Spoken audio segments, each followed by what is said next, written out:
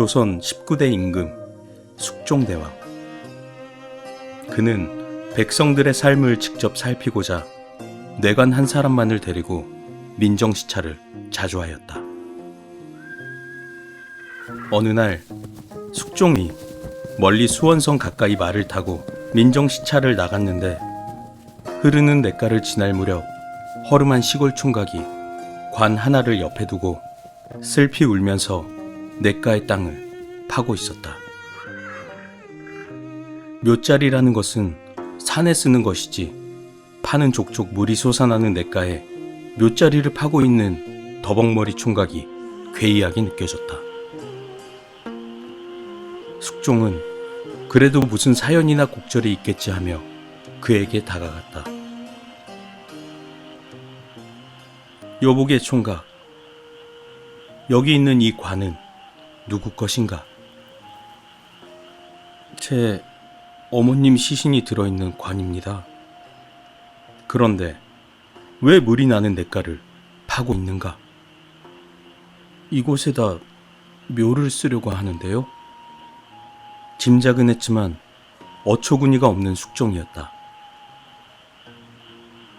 여복의 젊은이, 이렇게 물이 솟아나고 있는데 어찌 어머니 묘를 이곳에 쓰려고 하는가? 오늘 아침에 어머님께서 갑자기 돌아가셨는데 갈처사라는 노인이 찾아와 절더러 불상타하면서 이리로 데리고 와서는 냇가 이 자리에 꼭 어머니 묘를 쓰라고 일러주었습니다. 그분은 워낙 유명한 지간인지라 아무 소리 못하고 알았다고 했어요. 총각은 옷소매로 연신 눈물을 훔치며 자신의 곤혹스런 처지를 처음 보는 양반 나리에게 하소연하듯 아뢰었다. 이야기를 듣고 난 숙종이 가만히 생각하니 갈처사라는 쥐간이 괘씸하기 짝이 없었다. 그 갈처사라는 쥐간이 사는 곳을 아느냐? 하고 물으니 저기 저 언덕 위 오막살이에서 혼자 살고 있어요. 라고 하는 것이 아닌가. 숙종 임금은 국리 끝에 지니고 있던 지필묵을 꺼내어 몇 자 적었다. 여기 일은 내가 보고 있을 터이니 이 서찰을 수원부로 가져가게. 수문장이 성문을 가로막거든 이 서찰을 보여주게. 총각은 당황하였다. 아침에는 어머니가 돌아가시고 유명한 쥐간이 냇가에 묘를 쓰라 하고 이번엔 웬 선비가 갑자기 나타나 수원부에 서찰을 전하라 하니 도무지 어느 장단에 발을 맞추어야 할지 모를 지경이었다. 총각은 어떻게 할까 망설이다 결국은 급한 걸음으로 수원부로 가게 되었다. 임금이 써준 서찰에 적힌 내용은 다음과 같았다. 어명, 수원 부사는 이 사람에게 당장 쌀 300가마를 하사하고 좋은 터를 정해서 모친 묘를 쓸 수 있도록 급히 조치하라. 수원부는 갑자기 발칵 뒤집혔다. 그리고 총각은 하늘이 노래졌다. 다리가 사시나무 떨리듯 떨렸고 냇가에서 자기 어머니 시신을 지키고 있을 임금을 생각하니 황송하옵기가 그지없었다. 기쁨보다는 두려움과 놀라움에 몸둘 바를 몰랐다.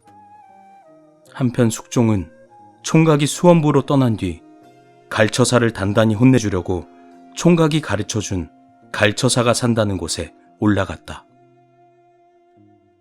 숙종이 산마루에 올라가니 그곳에는 다 찌그러져가는 단칸 초막이 있었다. 이리 오너라. 이리 오너라. 한참 뒤에 초막 안에서 말소리가 들려왔다. 니시오. 방문을 열며 시큰둥하게 손님을 맞는 주인은 영락없는 꼬질꼬질한 촌노인 행색이었다. 콧구멍만한 초라한 방이라 들어갈 자리도 없어서 숙종은 그대로 문 밖에 서서 물었다. 나는 한양 사는 선비인데 그대가 갈처사인가? 그렇소만. 무슨 연유로 얘까지 나를 찾는 게요?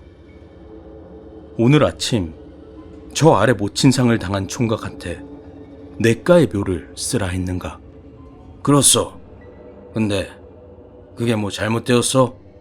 듣자 하니 당신이 묘자리를 좀 본다는 지간이라 하는데 물이 펑펑 솟아나는 내과에 묘를 쓰라 했다니 그게 어디 당치나 한 일인가? 아직 장가도 못 간 총각한테 골탕을 먹여도 유본수지. 모친상을 당하여 하늘이 무너지는 슬픔을 겪고 있는 총각한테 어찌 그럴 수 있단 말인가? 이는 천인 공노할 죄가 아니고 무엇이겠는가? 숙종에 참았던 감정이 어느새 격해져 목소리가 커졌다. 그랬더니 갈씨 또한 촌노이지만 낯선 손님이 찾아와 다짜고짜 목소리를 높이니 마음이 편치 않았다. 아, 이보시오. 선비란 양반이 개코도 모르면서 참견이야? 어? 당신이 그 몇 자리가 얼마나 좋은 명당인지 알기나 하고 떠드는 거요? 그러면서 숙종보다 더 크게 버럭 소리를 지르며 말하는 바람에 숙종은 더욱 화가 나고 기가 막혔다. 물이 쏟아져 나오는 내과가 어떻게 명당이란 말이오? 그러자 갈처사는 의기양양하며 모르면 가만히나 있긴 할 것이지. 그곳은 시체가 들어가기도 전에 쌀 300가마를 받고 명당으로 옮겨지는 그런 묘자리야. 시체가 들어가기도 전에 발복을 받는 자리인데 물이 있으면 어떻고 불이 있으면 어때? 개코도 모르면서 잠자고 있을 것이지. 허허, 이거 참. 숙종의 얼굴은 그만 새파랗게 질려버렸다. 갈처사의 말대로 시체가 들어가기도 전에 총각은 쌀 300가마를 받았으며 명당 자리를 잡아 장사를 지낼 상황이 아닌가. 숙종은 갈처사의 대갈 일성에 당황하며 자신도 모르게 이거 보통 사람이 아니구나 하는 생각이 들어 목소리를 낮추었다. 숙종은 당혹감을 감추면서 허면 모든 일을 훤히 내다보는 갈처사는 어찌하여 저 아래 고래등 같은 집에서 떵떵거리며 살지 않고 왜 이런 산마루 오두막에서 산단 말인가? 이 양반아, 아무것도 모르면 가만히나 있을 것이지. 귀찮게 따지고 들어? 따지고 들다니. 아무리 기세 좋은 숙종이라도 갈처사의 당당한 모습에 서서히 주눅이 들기 시작했다. 이보시오, 선비 양반. 저 아래 부자로 사는 것들은 남 속이고 도둑질이나 하는 것들인데 고래등 같은 기와집을 가진들 무슨 소용이 있겠소. 그래도 이 집은 지금은 초라하고 볼품없는 움막이지만 나라 상감이 찾아올 그런 자리라오. 이 초라한 움막이 나라님이 찾아올 천하의 명당자리란 말이오. 숙종은 그만 아연실색하여 정신을 잃을 뻔했다. 이런 신통한 사람을 일찍이 만나본 적이 없었다. 마치 꿈속을 헤매고 있는 것 같았다. 허면 한 가지만 더 묻겠네. 그 나라님은 언제 찾아오는가? 그거 꽤나 귀찮게 물어오시네. 에이, 그럼 잠시 기다려보시오. 내가 재작년에 이 집을 지을 때 나를 받아놓은 곳이 있으니 가만, 그게 어디 있더라? 하면서 방 한쪽 찌그러진 괴짝 속에서 보자기를 꺼내 종이 한 장을 꺼내어 들여다보더니 그만 대경실색을 하는 게 아닌가. 그러더니 그 자리에서 벌떡 일어나 밖에 나와 큰절을 올리는 것이었다. 종이에 적힌 시간이 바로 지금 이 시간이었다. 갈처사는 문 밖에 있는 임금을 알아본 것이었다. 상감마마, 소인이 상감마마를 몰라보고 죽을 죄를 졌나이다. 소인을 죽여주시옵소서. 여보시게 갈처사, 괜찮소이다. 대신 이 상황을 그 누구에게도 결코 발설하지 마시오. 그리고 내가 죽은 뒤에 묻힐 자리 하나 잡아주지 않겠소? 상감마마의 덕이 높으신데 제가 신하된 자로서 영면하실 자리를 잡아드리는 것은 무한한 영광이옵니다. 하늘과 같은 상감마마의 하명이신데 어찌 거역하겠사옵니까? 그리하여 갈처사는 숙종이 죽은 뒤 묻힐 왕릉 자리를 잡았는데, 지금 경기도 고양시에 위치한 서온릉 중에 명릉이 바로 그 자리라 한다. 명릉은 서온릉 중에서도 가장 명당 자리로 정평이 나 있다 한다.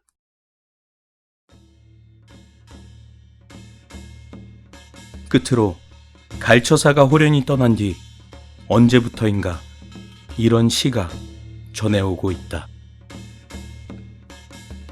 신묘하도다 갈처사여. 냇가에 묘를 쓰고 산마루 언덕에 초막을 지으니 음택 명당이 냇가에 있고 양택 명당은 산마루에도 있구나.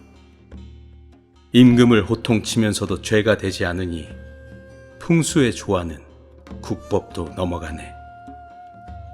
볼품없는 초라한 몸이라도 가난한 이웃에게 적선하고 나라님께 충성하노니 그 이름 역사의 길이 남으리라.